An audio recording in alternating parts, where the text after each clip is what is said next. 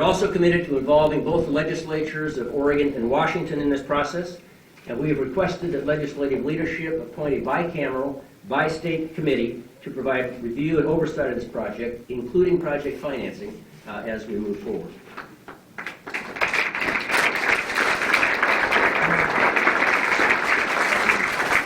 Finally is the question of ensuring that the CRC is a transportation project of the 21st century. To me, if there's any part of this project that will leave a legacy for this region, this one is it. To me, this project is more than just a congestion problem to be solved by building more capacity. It is an opportunity to begin to change how we view our transportation system. We have been locked into a narrow, monolithic view of transportation since the creation of the interstate highway system in the 1950s. And while we are committed to improving our transportation system by providing efficient and reliable choices to connect people, goods, and communities, the traffic management elements, including alternative transportation options and tolling, are of equal importance to bridge and freeway construction. The federal transit dollars are critically important to fund the light rail elements of this project, and thus to ensure that we are building a 21st century transportation system for the region, and that is why the funding window in bridge type selection is so critically important. We all know that we're moving into an era of steadily increasing fossil fuel prices, compounded by the need to reduce carbon emissions. Funding the public transit, bicycle, and pedestrian elements of this project first, as the first order priority, in conjunction with tolling and congestion pricing, begins a paradigm shift that will allow us to incorporate the realities of a low-carbon future into our transportation policies. And speaking for myself, I intend to do all that I can to make sure that this new paradigm becomes the cultural norm within the Oregon Department of Transportation.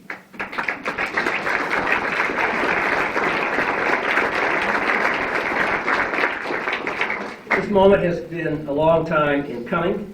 We have had a very spirited public debate, and now it's time for us to move forward together. Governor Gregoire and I will work closely with our federal partners to stay on track and ensure that the final record of decision is achieved by the end of this year. And the sooner that we can move into engineering and groundbreaking, the sooner we begin to reap the economic benefits of the thousands of construction jobs that will be produced and the long-term job gains through improved transportation and freight mobility. So minimizing risks, controlling costs, completing the project on time and on budget are the top priorities as we move forward with the Columbia River Crossing, which I believe will be seen in years to follow as a strategic investment in this region's future.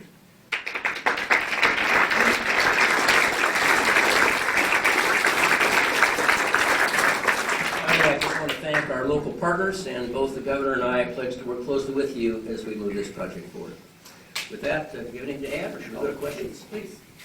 You have to field any questions you might have. Yes, I have a question. It took the CRC project employees, engineers, it took them 3 years and over $50 million to determine a design. And in 4 months, you come up with another design.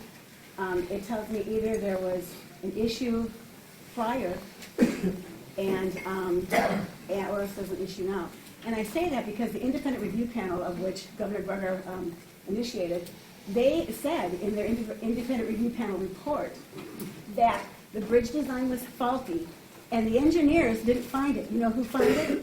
The constituents found it, not the engineers. $50 million later, the constituents find the fact that the design is faulty. I find that absolutely disgraceful. Is there a question there? Or? Yes. I'd like to know, they are already late just on the paperwork. Their FEIS is already late, and that's just paperwork. How do we have any kind of guarantee that they're not going to be late on the light rail project? How do we have any kind of guarantee if they're already just late on the paperwork, that they're not going to be late on a construction project? And one last thing, if we're worried about carbon, this bridge is going to take 140 years to regain the carbon and the energy lost from the construction and from the destruction of the bridge and the construction of the new bridge. We are going to take 140 years to regain that. How do you justify this project? Well, I think there are two questions there. I think the first question had to do with making sure we're on schedule. I will tell you that I'm sure there are no absolute guarantees that we will be on schedule, but I can also tell you that we are going to review the financing elements of this. both from the independent treasurer standpoint, also with the review of both legislatures, to make sure that we have the funding program right.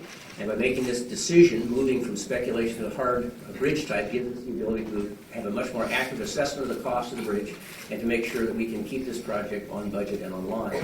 The second question is, we are operating from a transportation system and a mindset that's been with us for the last century. Most of us probably got here by driving cars, and we're not going to turn that around immediately. What we're trying to do with this project, I think all of us agree we need a new bridge, is to make sure this isn't just a bridge, but that we've incorporated the elements of a new transportation paradigm which creates the financial incentives and the opportunities for people to use other than single vehicle occupancy.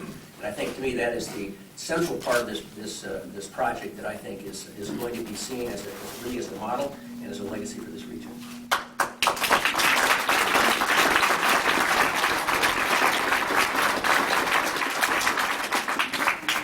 When you have an open and transparent process, you have to be willing to take the advice and counsel of those who are talking to you. That's what this has been about for 10 years now. We have listened and listened and listened to the public at large. We have listened to the experts as we should. That's why this project is moving forward. In terms of whether this will be a model, let me be clear why Secretary Hood thinks of it as a model. Because it's a multimodal bridge.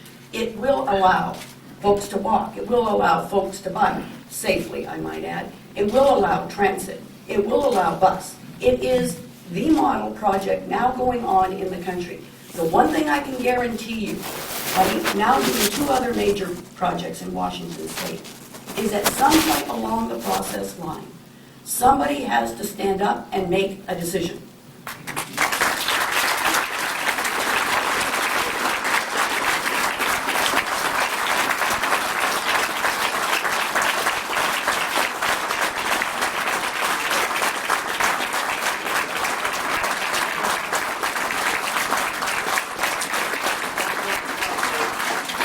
The people of Washington and Oregon deserve nothing short of that. Now is the time. Today is the day.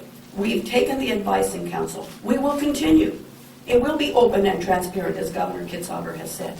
But Governor Kitzhaber and I are prepared to stand up and say we've made a decision. The only way we get federal dollars is by making the decision.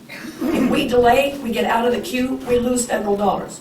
We lose those federal dollars, the taxpayers will have to then make up for it. That's not fair to them. That is not fair to them. So today is the day we've made the decision. We will go forward with the architectural and involvement of legislators and involvement of those from the federal government, involvement of our treasurers, and most importantly, involvement of our public to make sure that we do it right every step of the way. But today is the day, after 10 years, ladies and gentlemen, to make the decision. We come before you having done that. Let's partner, let's work together, let's move forward.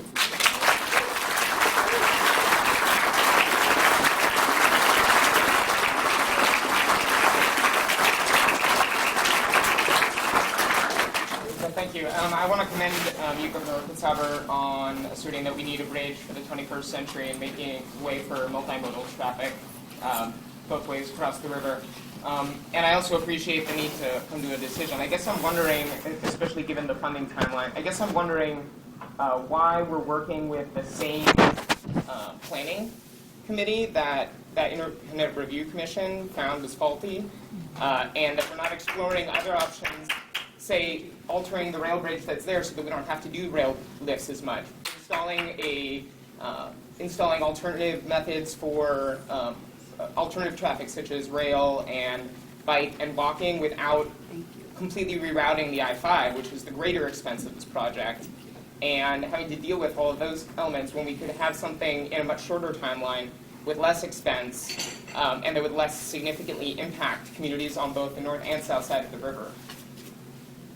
Well, I'll take a cut at that. I came to the project a little late. I wasn't involved with the initial committee process, but I understand that those options actually were considered. I think that there's no question that we need better rail traffic. We need high-speed rail. We probably need to look at the bridge that is a pinch point also for rail traffic going from Oregon to Washington. I think the next rail bridge is way up the Columbia River. But the fact is, we're trying to create a multimodal project that creates a series of incentives as well as opportunities for people to get out of their cars. And to me, that is not that the light rail is a very important component of that, but the tolling is a very important component of that as well, and particularly from my standpoint, congestion pricing. So you have to do both. You can change the transportation infrastructure, but if you don't change at the same time the financial incentives, now that'll happen to some extent as gas prices go up, but I think the idea here is to develop a set of financial incentives to create the pressure to move into different ways of moving people, and also the infrastructure that allows us to do that. You don't think any that of the there should ideas be an that- incentive to not take your car across the bridge at present? I apologize for asking, but I'm sorry, say that again. I said you don't think that there's a disincentive for people to take their cars across the bridge at present? That that alternative methods going across the bridge wouldn't offer people incentive to take those instead of waiting in traffic for hours? Let me back up and remind everyone here. The northbound lanes were built in 1917. 1917 for horse and buggy. For horse and buggy. We now have 135,000 vehicles going across that bridge. We here know how vulnerable we are to earthquakes. You can't redo that bridge if it's on a foundation that is as vulnerable as it is with wood from 1917. It isn't as if we didn't look at the options. We did. We looked at all of the options. So this is not a decision that was made lightly, or without process, or without review. And the idea here is one that Governor Kitzhaber and I really embrace, which is it's time for us in the Pacific Northwest, as green as we are, to be an example for the rest of the country of how you build a modern bridge for goods and services and transport, but you do it in a way that allows us to be environmental leaders in a multimodal fashion that has been embraced by Secretary LaHood as an example for the rest of the country. We can't do it alone. It's 1/3 federal funding at this point projected, 1/3 that will have to be borne by Washington and Oregon, 1/3 that will have to be borne by the users.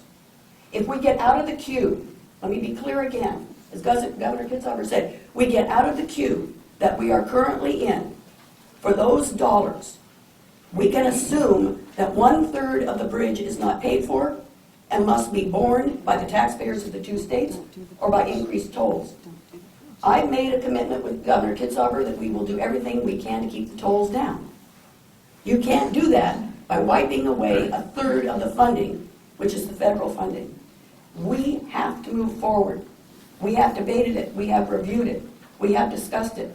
Today's the day for us to move forward. We cannot afford the safety issues associated with it, the ultimate calamity that could be associated with it with an earthquake.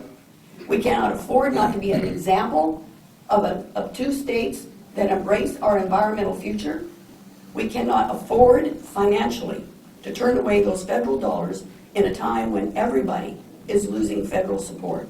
So all of that has brought us to this day where we can no longer wait. Some might want to wait and debate some more. There comes a time when you have to make a decision. That decision is made today. Ladies and gentlemen, let's move forward.